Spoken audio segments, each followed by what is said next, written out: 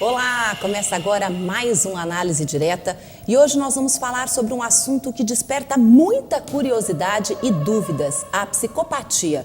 Você sabe como identificar um psicopata? Quem vai explicar tudo pra gente hoje é a nossa psicanalista Júlia Barani.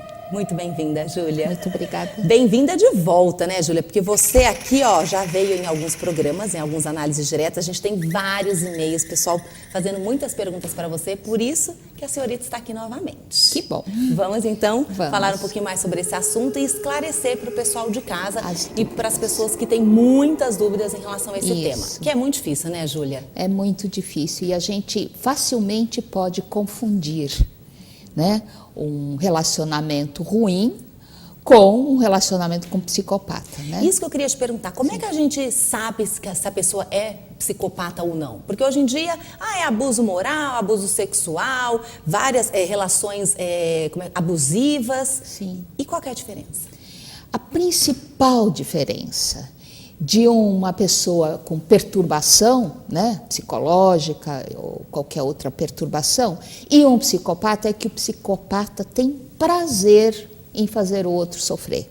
É a crueldade. E essa crueldade muitas vezes é dissimulada, ele não mostra isso. Por exemplo, você conhece a pessoa e você acha essa pessoa maravilhosa. Só que o que essa pessoa faz em casa? Ninguém sabe. Só o outro que convive, né, com essa pessoa é que sabe da sua crueldade. E é fácil diagnosticar essa crueldade? A pessoa consegue perceber que a pessoa é má? Só quando está realmente sendo destruída, tá? Porque antes disso, a mulher pode pensar que ela encontrou o príncipe encantado. E as histórias são sempre as mesmas. Quando você fala o príncipe encantado, isso acontece mais com os homens ou mulheres psicopatas? Eu tenho mais casos de de homens, né? Porque eu recebo as vítimas, eu não recebo o psicopata, né, para tratamento. Quem vem procurando ajuda é a vítima, né? Ou sobrevivente, eu gosto de chamar sobrevivente, porque quem é vítima nunca sai dessa posição. E quem é sobrevivente é porque está procurando ajuda e quer viver. Né? Então, é sobrevivente. E a grande maioria são as mulheres que me procuram, mas tem homens também que me procuram. Né? Então, isso que eu queria saber, Júlia, isso é uma doença, é um transtorno, pode dar em qualquer pessoa, a pessoa nasce, desenvolve, como que é? A pessoa nasce assim. Não se torna ninguém psicopata. Tá? Porque é um distúrbio de personalidade já de nascença, porque está associado a uma disfunção do cérebro. Disfunção dessa parte atrás dos olhos, que é responsável por processar emoções e sentimentos nobres humanos como empatia, solidariedade, compaixão. A pessoa não tem nada disso. Não, ela finge. Ela pode até chorar. Mas não são lágrimas verdadeiras, são lágrimas fingidas para que o outro ache que ele é solidário, empático, etc. Mas não é. Isso é hereditário ou não? Sim, nós percebemos que sempre tem alguém na família, não precisa ser necessariamente o pai ou a mãe, mas um tio, uma tia, né? Tem essa relação, o algum avô, parente na família. Às vezes pula uma geração e vai para o neto, né, ou para a neta. E Júlia, quem estiver nos assistindo agora, será que alguma mãe pensa assim, será que meu filho é um psicopata ou não? A mãe consegue perceber isso? A mãe consegue perceber que ela não está conseguindo educar esta criança. Como Nada assim? que ela faça funciona. Por exemplo, não faz isso, meu filho, a mamãe fica triste. Que? Aí que ele faz, porque ele Aí gosta, que ele né? faz, porque a mãe ficar triste para uma criança psicopata não significa nada. Né? Ele gosta de instigar, gosta de provocar a mãe, ver a mãe ficar triste. Isso dá prazer para uma criança assim. Entende? Caramba! Mas nós não podemos diagnosticar como psicopata uma criança porque existe um processo de amadurecimento do cérebro. E esse cérebro só vai ficar amadurecido depois dos 18 anos. Então, o diagnóstico ele só pode ser fechado com 18 anos. Até então, há indícios, pode até procurar uma ajuda, mas não consegue fechar o diagnóstico. Quer dizer, às vezes até com 16, mas nenhum profissional, e esses profissionais são psiquiatras que fazem esse diagnóstico, vai fazer esse diagnóstico antes da pessoa ficar madura. Tá? Vai fechando o ciclo, vendo como é que funciona. Isso. E tem cura? Não tem cura, porque é um defeito do cérebro. Não funciona, simplesmente aquela parte não funciona. Existe um teste infalível. Se faz imagem do cérebro em funcionamento. Isso chama PET scan, né? Então, a diferença entre um cérebro de um psicopata e um cérebro normal, até pode ser de um assassino, de uma pessoa perturbada, é mostrada pela atividade nessa parte do cérebro.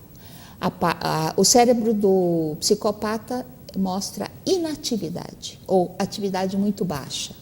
Então, a gente consegue diagnosticar isso por um exame de imagem, né? Por um exame de imagem, exatamente. Então, a pessoa acaba nem sofrendo. O psicopata, ele nem sofre, porque ele não tem essa noção do quanto ele faz mal, ou ele tem. Ele não sofre porque ele está fazendo mal para os outros. Ele sofre porque ele fica frustrado quando ele não consegue o que ele quer. E ele sofre porque ele tem um buraco dentro dele, sabe? Você pode imaginar um ser humano que não ama, que não se relaciona com os outros, que não sabe fazer conexões.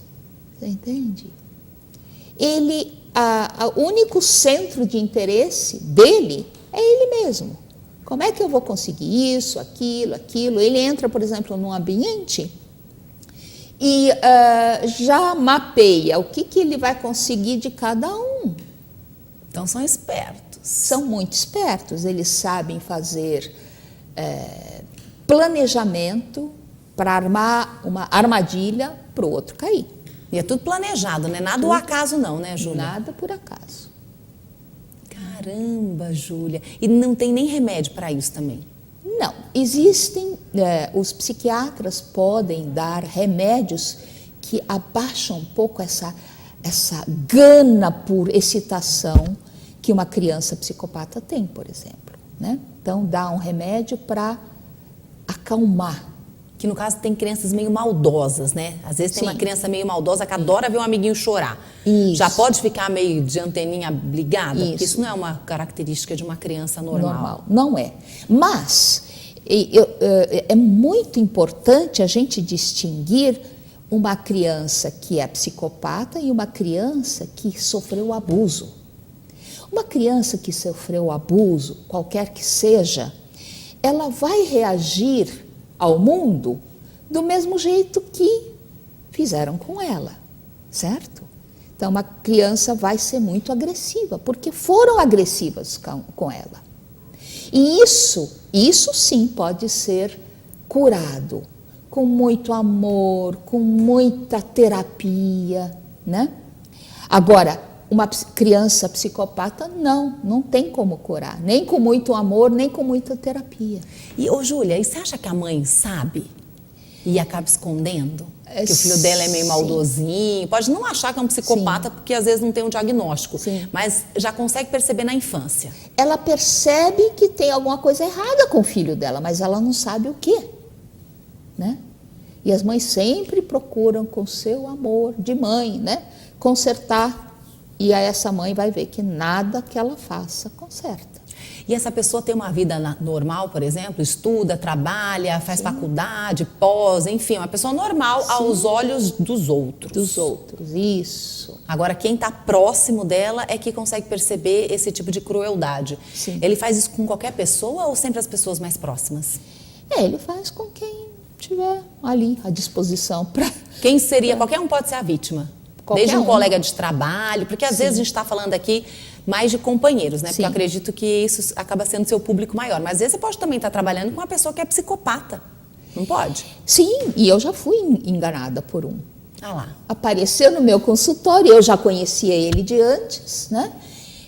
Assim, socialmente, e veio e me contou uma história trágica, etc, etc. E eu comecei a ficar compadecida dele, né? Puxa, que vida horrível que você tem. Depois eu descobri que ele que fazia isso com a mulher. Caramba! E foi de muitas sessões para você descobrir isso, Júlia? Não, depois da primeira sessão eu fui comentar com outras pessoas que conheciam essa pessoa melhor, né? E aí as pessoas me contaram, Júlia, não é nada disso, ele está fazendo isso com a esposa dele, né? Então, você vê até um especialista como eu pode ser enganado, porque eles sabem como fazer isso. E no caso, ele me usou porque eu o conhecia antes e não conhecia a esposa. Do tipo, ele queria se fazer assim de bonzinho, às vezes até a própria esposa falou, procura uma ajuda, e aí ele foi lá, acabou se fazendo de vítima, e você que é super experiente, até ficou comovida, né, Júlia? Claro. Ou seja, qualquer um pode cair. Qualquer um. Isso não é uma questão de saber nem de inteligência. Agora, como existem sinais, e sempre existem sinais. A pessoa, por exemplo, se você conheceu alguém, um rapaz, ele é maravilhoso, ele te enche de atenção, de presente, né? Tá sempre assim à disposição, super carinhoso. O sexo então nem se fala. Então, você acha que encontrou o príncipe encantado. E aí as suas... Mas tanta coisa boa é para desconfiar. Não existe uma pessoa assim, né? Então a gente pode desconfiar. Isso é a primeira dica que você dá. Primeira dica é, se é uma sedução exagerada, como nunca você teve na vida, comece a desconfiar, né? Depois, algumas coisas que a pessoa conta não batem. Não, mas será que? Aí você, não, mas ele é tão bom, esquece. Sabe? Não leva em consideração aquela voz interior que te avisa, tem algo errado. Mas é porque também a pessoa não está tão envolvida nesse contexto, nessa sedução, que é o que ele quer, e aí a pessoa acaba enxergando, mas não quer ver. Isso. Porque o lado bom parece bom demais. O que é só uma mentirinha, uma coisinha à toa, diante de tudo isso que é bom? Isso. Aí vai levando. Isso. Aí isso só vai aumentando e aí ele vai conhecendo mais a pessoa e começa a agir mais. Isso. É tipo assim. Exatamente. Sabe, alguma coisa meio desonesta ali, aí você releva. Imagina, não deve ser, sabe? Foi um período, a pessoa se engana mesmo, né? Isso. E o psicopata, ou a psicopata mulher, faz isso também. Envolve tanto que é de propósito para cegar a sua vítima. Isso é de propósito. É tudo de caso pensado, né, Tudo Júlia? de caso pensado. A pessoa já nasce com essa característica e só coloca em prática. Isso. Júlia, vamos fazer um intervalinho rapidinho, a gente já volta. E você não saia daí, daqui a pouquinho a gente volta falando muito mais sobre psicopatas.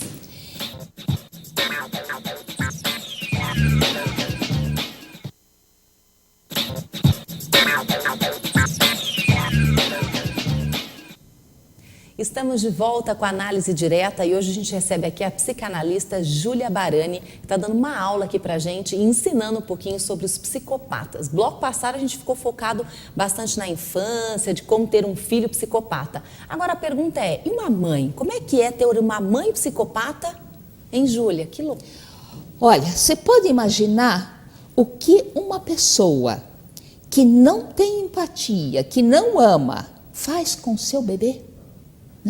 O bebê está lá precisando de ajuda, precisando ser alimentado, acarinhado, cuidado, e essa mãe não está nem aí. Para ela, essa criança serve para algum propósito. Ela não serve a criança que serve a ela. E ela tem vontade de ser mãe ou ela acaba sendo mãe pelo fato que o marido gostaria de ter um filho, ou a sociedade induz, e aí, mas no fundo mesmo ela não tem nenhum dom? Ou então ela quer um ser humano aí que vai servi-la a vida toda, você entende? Ainda escraviza, né, o filho? Escraviza o filho, exatamente. E como é que faz, Júlia? Como é que sai disso de uma mãe? Porque a criança, ela não é psicopata, então ela tem aquele amor pela mãe. Sim. Olha, até arrepia, né? Ela tem aquele amor pela mãe, só que a mãe não tem aquele amor por ela e a criança sofre. Isso, a criança não tem parâmetros, né? E ela, porque toda criança vai se formando a partir do parâmetro que os pais dão, né? A criança é amada, então ela também responde com amor, né? A criança está totalmente à mercê dos pais, né? Quando a gente é pequeno, a gente depende para viver dos pais. E eles acabam sendo o exemplo, então uma criança filha de uma psicopata ou de um pai psicopata acaba pegando algumas características? Ela aprende que ela não tem valor. Esse é o primeiro terrível aprendizado de um filho ou de uma filha de um psicopata ou psicopata. Eu não valho nada. Né? Por quê? Porque a minha mãe ou meu pai não me dão valor, não me dão amor. Então a criança aprende a se virar sozinha, a não respeitar e nem conhecer os próprios sentimentos, as próprias emoções. É uma criança que aprende a ser fria, por exemplo. E não é porque ela é fria, e sim porque está num ambiente frio. Na verdade, a situação é que leva a criança a ser daquele jeito. Ela nem é daquele jeito. Se ela procurar uma terapia, ela consegue se salvar. Sim, eu atendo pessoas assim. E é todo um percurso, né? Os sobreviventes de uma mãe ou psicopata, principalmente, elas têm um percurso para resgatar a si mesmas, que é possível, mas é bem trabalhoso. Caramba, a pessoa se prejudica e prejudica o filho e todas as pessoas que estão ao seu redor, né, Júlia? E por isso que você acaba falando que são sobreviventes, né? Eu queria ressaltar esse livro aqui, pessoal de casa, ó, O Mal Disfarçado de Bem. Ó, pedi pro Ferreirinha dar um close aqui. Esse aqui é um livro seu, né, Júlia, que você acaba, o Manual de Sobrevivência para as Vítimas de Psicopatas. Aqui tem várias histórias, é isso, Júlia? Tem várias histórias. As pessoas que leem acabam se identificando e aí conseguem também fechar o diagnóstico do seu sofrimento, né? Isso. Ah lá. Esse é o primeiro, Júlia, ou você tem outros? Esse é o primeiro. Sobrevivente, este livro é para você. Porque é bem que você fala, né? Que a vítima, ela fica vítima. Aí quando ela consegue se libertar, e é difícil, como que a pessoa faz para se libertar? E é a partir daí que tem, assim, sei lá, maldades, pode chegar a matar. Como é que é essa relação? Psicopata em geral não mata. Não mata? Não. Isso é uma pequena porção deles, né, que são os serial killers. Mas a grande maioria está aí entre nós e a gente não reconhece. A não ser que entre numa relação íntima com eles, né? E eles matam como? Destruindo devagarinho a autoestima da pessoa. A pessoa vai se sentindo enlouquecer. Então, perde o equilíbrio emocional e psicológico. Ela fica envolvida nesse problema. Sim, né? Por exemplo, uma das técnicas que faz a vítima achar que está enlouquecendo é dissonância cognitiva, a gente chama isso, né? Por exemplo, a pessoa, eu estou falando de mulher porque eu tenho muito mais mulher que homem, né? O marido dela fala, onde você pôs a chave? Aí a mulher responde, eu pus aqui, e ela sabe que pôs aí, mas ele escondeu a chave em outro lugar. E aí ela se sente, mas eu pus aqui. Não, você não pôs aqui, você pôs aqui, aonde ele pôs. E outros truques desse tipo, e a mulher vai perdendo. Porque o objetivo dele também é deixar a pessoa meio enlouquecida para que ela ache que ela é louca e que as pessoas acreditem que ela Isso. seja louca, porque quando ela for reclamar dele, ai, mas ela é o problema. Ela é o problema, exatamente. E também uma pessoa que não sabe mais nem quem ela é muito mais fácil de manipular. Ela vai se sentindo dependente do abusador. E a vítima, ela sente assim como se ela tivesse, ai, como que eu fui burra de cair? Ela se culpa, a vítima? Oh, esse é um dos itens que a gente trabalha muito em terapia.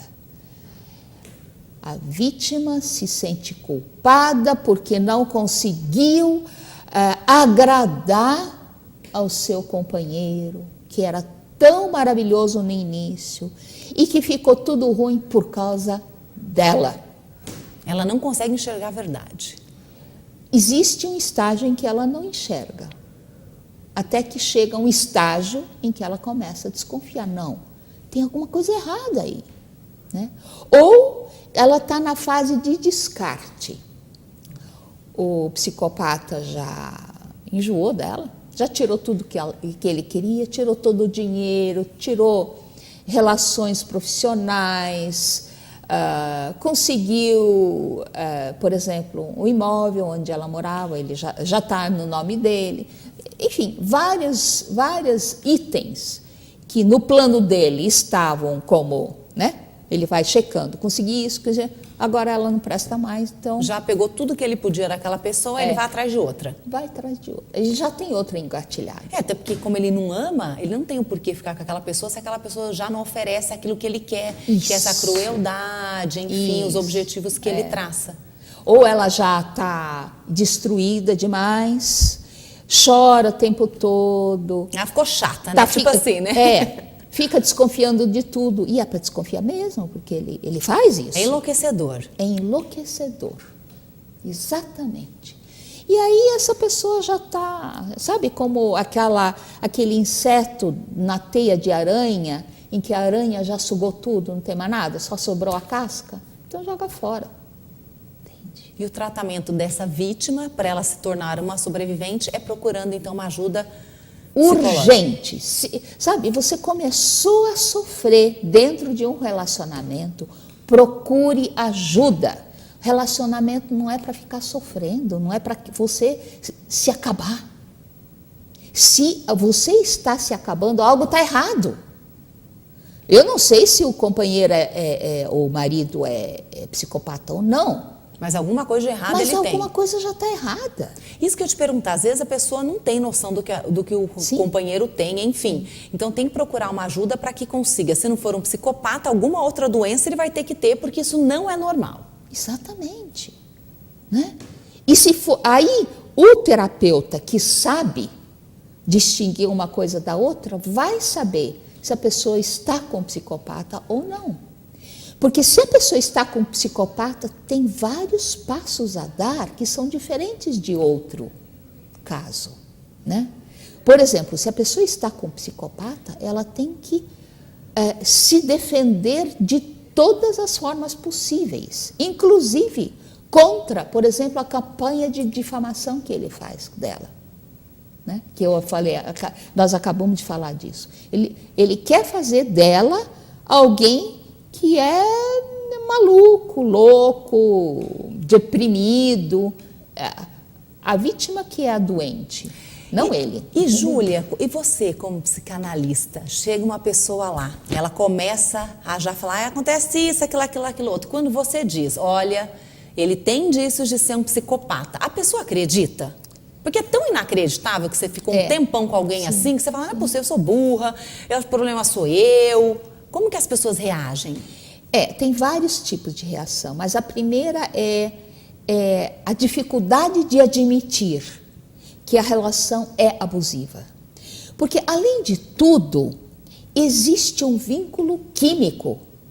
Principalmente... Tem esse vínculo químico? O que seria esse vínculo químico, Júlia? Que todo casal tem. Né? Que é aquela coisa que todo mundo fala, a gente se dá bem, a gente tem aquela coisinha, um feelingzinho, enfim, alguma coisa assim. É tipo isso, aquela química que dá certo. Sim. Isso é causado por hormônios. Ocitocina é segregada, por exemplo, no parto.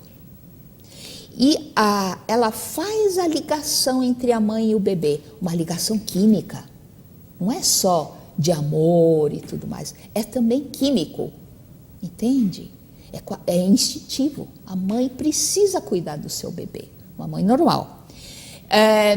Essa ocitocina também é segregada quando existe relação íntima entre dois parceiros. Entendi. Então tem essa parte, existe. Fora o afeto, o amor, tem essa química de ligação. Isso. E o psicopata sabe usar isso para tornar a sua vítima viciada nele. Por isso que é tão difícil. Porque daí a pessoa fala, nossa, eu não consigo ficar sem a pessoa. Isso. Isso é só nos psicopatas ou alguns outros relacionamentos abusivos isso acontece também, né? Claro. Porque a gente até fala bastante sobre esse tema e a gente percebe isso, que tem uma certa dependência, mas não é dependência, é uma dependência química mesmo. Também. É tipo tóxico, a pessoa usa droga, ela tem que ficar afastada para desintoxicar, para ela não poder ter. E a pessoa tem recaída, né? É tem que nem a crise droga. De abstinência, né? E tudo isso isso tudo dá para tratar e é necessário tratar, né? Essa toxicidade também acontece entre mãe e filha, por exemplo. A filha se sente sempre na obrigação, de uma mãe psicopata, a filha se sente sempre na obrigação de agradar a mãe, né? É uma relação tão mais próxima ainda, né, Júlia? E até a filha perceber que a mãe é uma psicopata, pode demorar muito. Muito choro, né, Júlia? Muito choro, sofrimento. Muito sofrimento. Vamos então dar uma respiradinha, chamar um intervalo e a gente volta daqui a pouquinho. Tá bom? Você aí de casa não saia daí, rapidinho a gente já volta. Estamos de volta com a análise direta e hoje a gente recebe a psicanalista Júlia Barani, que está falando sobre os psicopatas. Você que é especialista nisso, né, Júlia? Sim. Fala um pouquinho pra gente, que você está aqui dando uma aula, mas estudou muito também, né, sobre esse tema. Sim, eu fiz o meu TCC nesse tema e eu desenvolvi uma pesquisa extensa, fiz um mestrado com esse tema. Há quantos anos já nesse tema, Júlia? Olha, desde 2012. 2012, estamos em 2019, é bastante tempo mesmo, né? E, Júlia, o que mais te chamou a atenção nesse tema e quando você estava estudando, os relatos, as pacientes? Fala um pouquinho dessa sua experiência. E também eu quero saber você, né, como psicanalista, como é que trata dessa vítima para que dê forças para que ela seja sobrevivente, porque o não tratamento também pode até matar. Sim, isso eu recomendo assim intensamente. Você está numa situação dessa, procure tratamento, procure ajuda. Não fique sozinha, porque a tendência é você ser destruída. Caramba, o foco é a destruição. O foco do psicopata é destruir suas vítimas.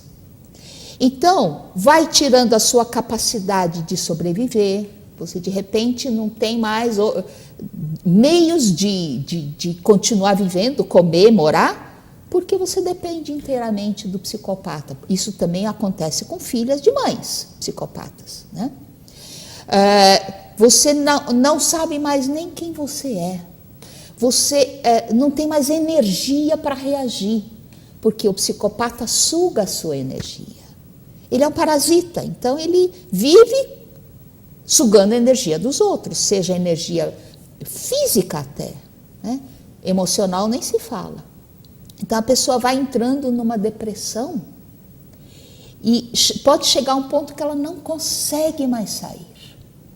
Então, antes de chegar a esse ponto, faça alguma coisa, procure ajuda e saia da relação. Procure uma delegacia da mulher, por exemplo, sabe? Tem abrigo. Nós Tem que dar um basta, né, Júlia? Para ser feliz não é fácil, precisa lutar para sobreviver. Você precisa dar um basta.